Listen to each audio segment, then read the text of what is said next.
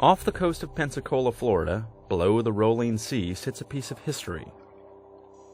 A 44,000-ton aircraft carrier called the Oriskany was sunk here by the Navy in May of 2006 to create one of the world's largest artificial reefs. It is the first, and because of its size, probably the most extraordinary, of what the Navy hopes will be as many as 20 ship-to-reef projects over the coming decade.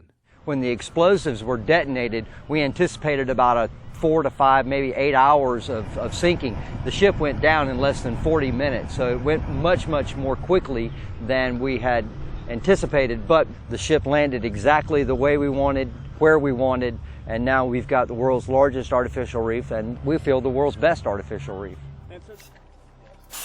The 900-foot Oriskany sits in 212 feet of water and has become an international diving attraction. We're ready.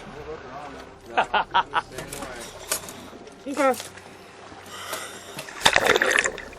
More than 4,200 dive boat trips were made to the Oriskany last year, some of them luring veterans who once served on the ship. Tom Dietmeyer, a retired Navy officer, served on the Oriskany for 3 years until 1968 and dove it last year. Reaching the Oriskany is challenging and not recommended for novice divers.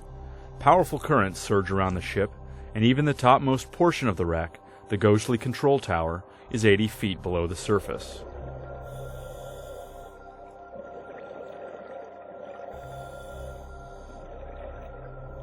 At 140 feet is the flight deck, and expands the width of half a football field. On October 26, 1967, Navy pilot John McCain took off on a Vietnam War bombing mission from the Oriskany's deck. Hours later, he was shot down and became a prisoner of war for over 5 years. Highly experienced divers can penetrate the wreck and reach its innermost sections, like the control room or the engine room.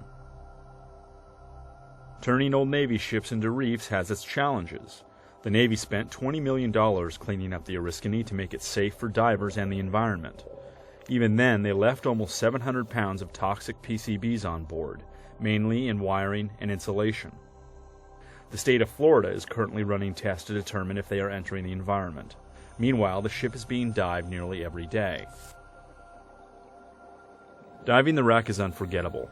Dropping down the buoy line, the ship emerges from the depths like an underwater city. Its scale is otherworldly. Sea life is abundant.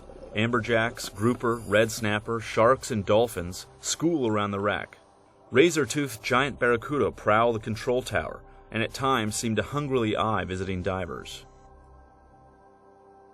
Given its tough steel exterior, it should come as no surprise that the Oriskany has New York origins.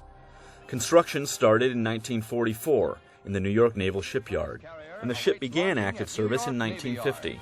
The carrier was appropriately named for a crucial battle of the Revolutionary War. The Navy is proud of the ship, which will help keep a hard-won peace. It's not every day that adventure and history come together in such an exhilarating mix. While the Navy will likely sink more ships in the coming years, Glenn Clark of the Navy's Inactive Ship Program told me that in the near future there will be nothing on the scale of the Oriskany.